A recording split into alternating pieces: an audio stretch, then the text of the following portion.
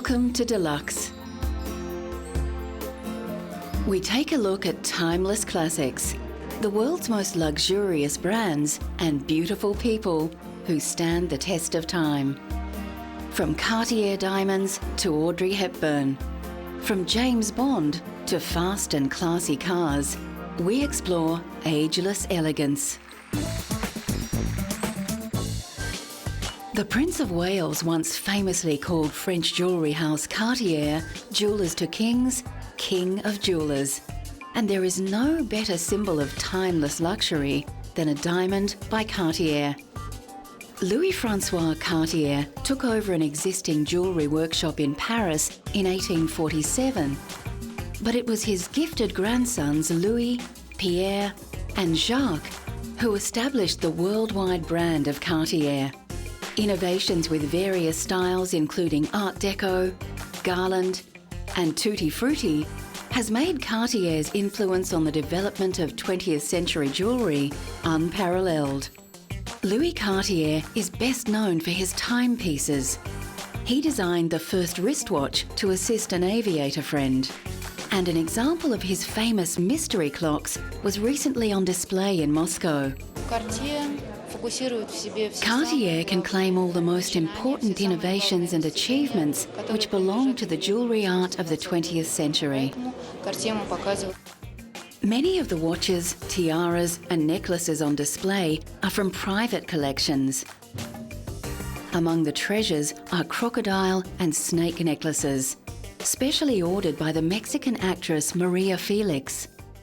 She came to the 13 Rue de la Paix boutique with a box, and in there were two living small crocodiles. And she asked for the director of the boutique, and she said, "Okay, this is what I want in jewelry very quickly. Could you please make those two crocodiles for me as a necklace?" The centrepiece of the exhibition can be seen here more closely in a jewellery store in Paris. We are presenting today this necklace created by Cartier in 1926 that we created for the Maharaja of Patiala. That is an exceptional necklace since it is a parure for men, very imposing and sizable.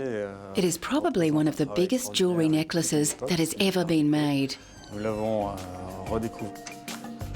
Many of the original 2,900 diamonds were missing when the necklace was found in 1998, and Cartier plans a full restoration. Modern diamonds were on display in Los Angeles recently when Cartier launched its annual Love Day celebration with a love charity bracelet designed by 9 chosen ambassadors. 10% of sales go to the partnered organisations, and actor Hilary Duff chose a charity that helps meet the nutritional needs of children. My bracelet is a deep plum color, and my charity is called Blessings in a Backpack. And it's nice to be involved. Once the wartime rationing was lifted from Europe after the ravages of the Second World War, fashion houses bloomed into an age of elegance and opulence. This exhibition at London's Victoria and Albert Museum features over 100 gowns by Christian Dior, Christobel Balenciaga and Worth London, as well as many others. The exhibition concentrates on the so-called Golden Age of Couture between 1947 and 1957, when the combination of unrestrained style and craftsmanship turned these couturiers into world-famous names. I think the secret of Dior's success in the post-war period was that he was very familiar with the fashion industry. He'd worked for other major fashion houses before, Piaget and Lelong. So when he launched his new house in 1947, he knew exactly what he was doing. He was also very aware that everybody was fed up with wartime fashions, and so he created what Carmel Snow nicknamed the New Look.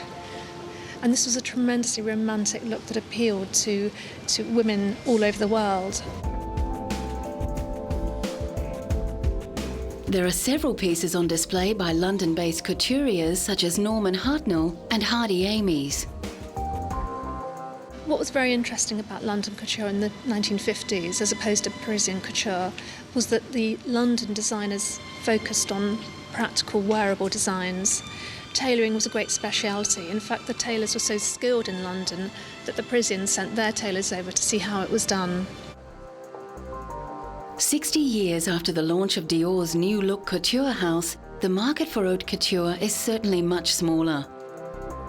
Still today, designers including British couturier John Galliano for Christian Dior continue to produce exquisitely detailed pieces, keeping the traditional skills of the couturier alive for a more modern clientele. Perhaps no one personifies elegance and timeless beauty more than the film star Audrey Hepburn. Born to an English father and a Dutch mother who was a former baroness, Hepburn has won Academy, Grammy, Emmy and Tony Awards for her stage and screen work. She also received the Presidential Medal of Freedom for her charity work. Hepburn is often considered to be one of the most beautiful women of all time.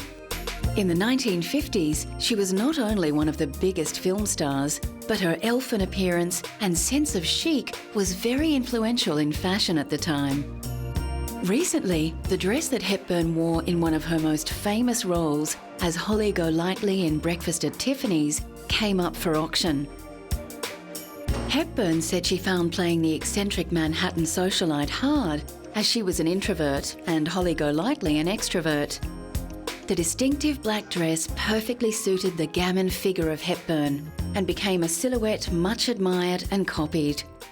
It was made for her by Hubert de Givenchy. It's one of 3 known to still exist, and we're very, very, very lucky to have it. And it's being sold for charity, which is the City of Joy Aid, which helps orphans and the homeless in India. Hepburn died in 1993, but through the purchase of this special dress, admirers can buy a tiny piece of a legend. Coming up, timeless luxury on the runway in haute couture classics. Coco Chanel and Christian Dior are towering figures of 20th century fashion, and the timeless luxury that they created influenced all modern designers. One of the most glamorous women of her time, Chanel was born in a poorhouse. She opened her first shop in Paris in 1913 and became so influential, she was named in Time magazine's 100 most influential people of the 20th century. German designer Karl Lagerfeld has designed for Chanel since 1983, and his designs continue the pursuit of expensive simplicity that Coco began decades earlier. At his most recent show, Lagerfeld outlined his particular attitude to the design of luxury. Chanel tweed is all hand-woven on small looms and it's very, very expensive. But I like the idea to treat something that expensive like something inexpensive, like jeans, because I never use the word cheap, and to have an attitude with luxury as if luxury was not expensive. Lagerfeld's latest project has been to commission 20 leading contemporary artists to create works of art based on Chanel's iconic quilted handbag. The mobile art exhibition will tour for 2 years. Recently, Chanel Diamonds took centre stage in the Plaza Hotel in New York City, where celebrities, socialites and models gathered to celebrate the US debut of 20 one-of-a-kind diamond pieces from the Chanel archives. The black and white gala was held in homage to Chanel's signature colours, and Truman Capote's legendary black and white ball held in the same location in 1966. Christian Dior began a revolution in dress called the New Look, with luxurious arrangements of fabric that broke with the lean and boxy designs of post-World War II. Under family pressure to pursue a diplomatic career, Dior originally studied science, but he was always drawn to the arts and to fashion. As a student, he sold sketches on the streets of Paris to raise money. The timeless qualities of his beautiful designs were recently celebrated in an exhibition at Berlin's Culture Forum. 180 exhibits showcased the life work of Dior, who died tragically at age 52. Included in the exhibit was the famous black swan dress which German diva Marlene Dietrich once wore. Christian Dior was one of the early fashion designers who understood how to implement the total look, fashion as a whole. This means that he not only incorporated clothes into his haute couture for his collection, he also designed accessories and intensively dealt with fashion jewellery. John Galliano is the current head of design at Christian Dior. Born in Gibraltar and raised in London, Galliano has been at the Paris fashion house since 1996, and his theatricality and love of seduction has been famously successful for Dior. Here, his haute couture Paris show is faultless in its invocation of beauty, luxury and elegance. The reason why Christian Dior has so much success with Galliano after 10 years is because Galliano brings to the House of Dior his creativity, his modernity, and he respects the heritage of Mr. Dior.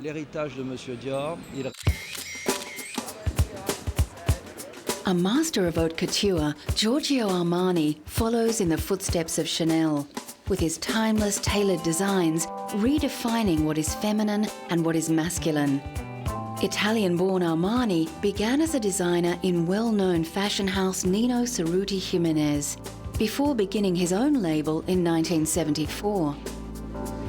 In 1975, he introduced women's wear, and his simple, clean lines became instant classics, making him the richest and most successful Italian designer ever.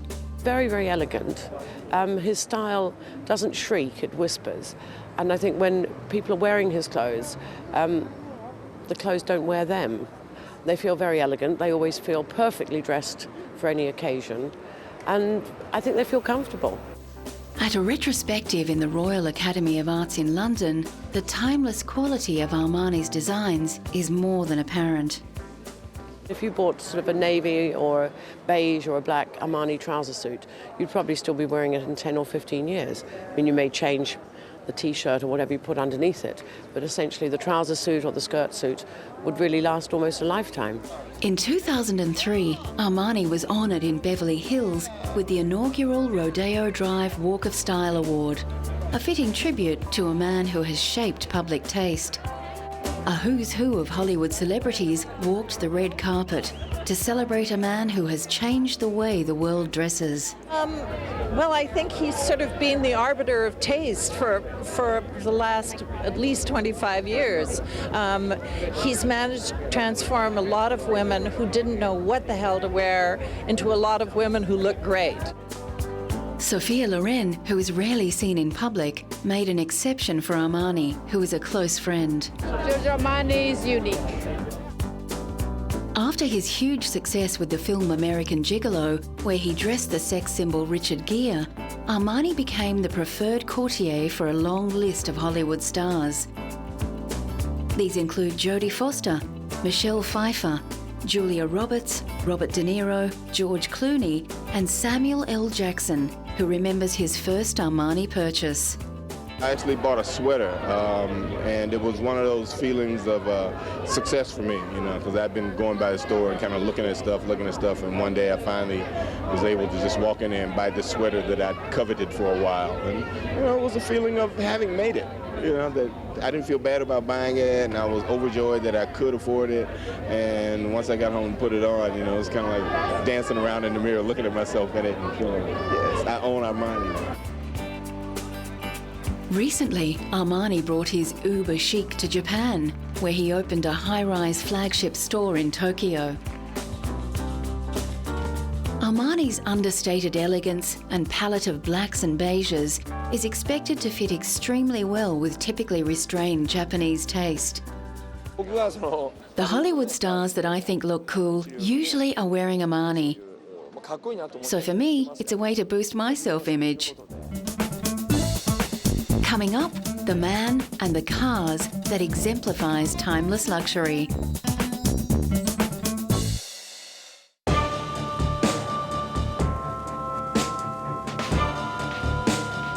If ever a man and brand defines timeless classics, it's James Bond. Some of the world's most handsome and charismatic men have played 007. the British agent who breaks all the rules, but always gets the villain. James Bond is known for his taste in fast cars, beautiful women, and dry martinis. Over 20 films have been made about his adventures, films that have earned an approximate $11 billion worldwide.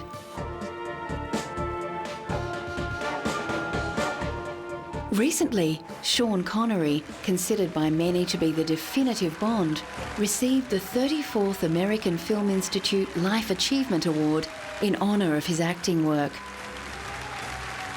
Connery starred in 7 Bond films, but originally Ian Fleming, the creator of the James Bond series, was unwilling to cast Connery, considering him too unrefined. A female friend of Fleming's begged to differ, persuading him that Connery had that something special, and the rest is history. Fellow actors and stars lined up to pay tribute to the actor who defined Bond cool.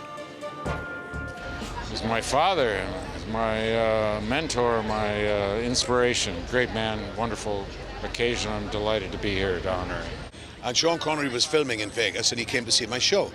So he knocked the dressing room door and this bodyguard that I had, he looked up and he says, "Yes, Mr. Connery, what can I do for you?"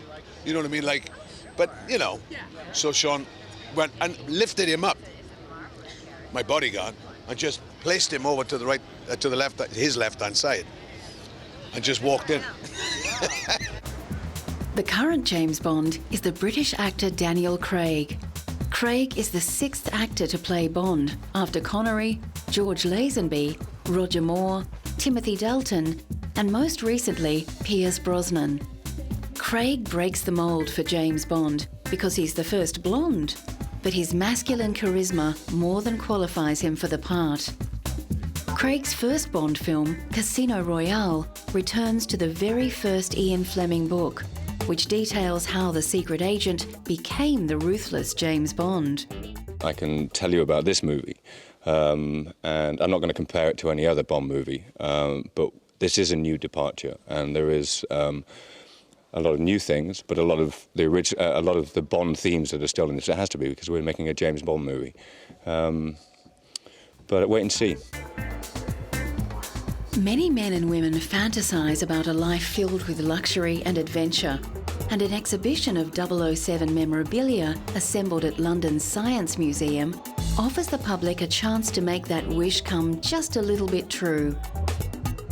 All the accoutrements of the Bond world are on display, including props, images, storyboards, costumes, and the famous Bond car, the Aston Martin Vanquish.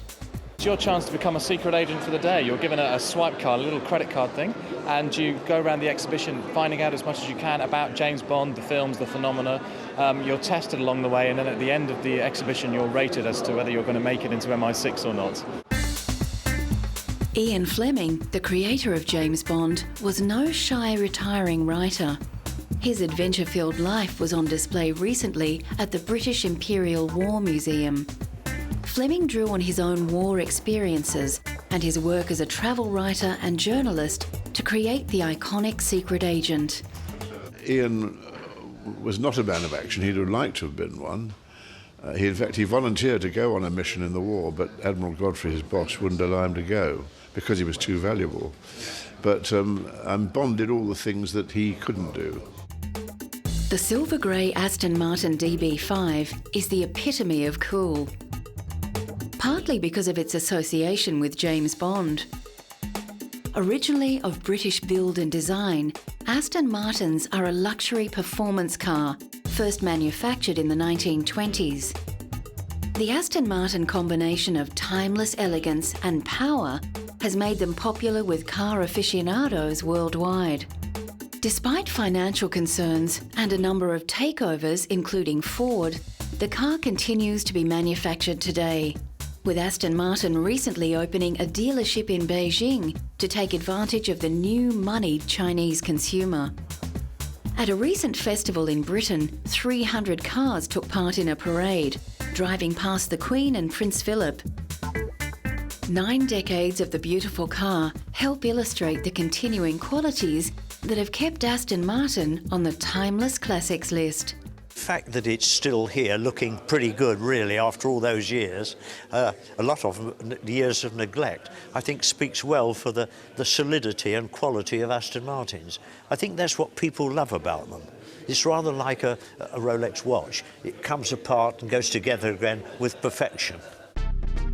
The late King Hussein of Jordan was a collector who knew and loved his luxury cars. Abdullah Hussein recently opened the museum in Jordan as a tribute to his father. And the collection of classic and vintage cars is a veritable who's who of top quality luxury cars. With over 50 on display, many of the vehicles have been used on official occasions, including the late King's coronation and public wedding celebrations. One car that can safely lay claim to the label timeless luxury is the German-built Mercedes-Benz.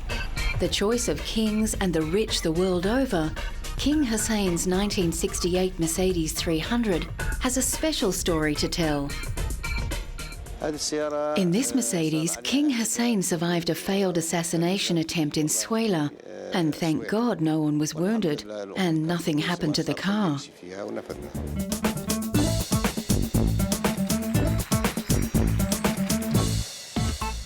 One of the hallmarks of a timeless luxury is that it both maintains its classic features and keeps pace with the modern world.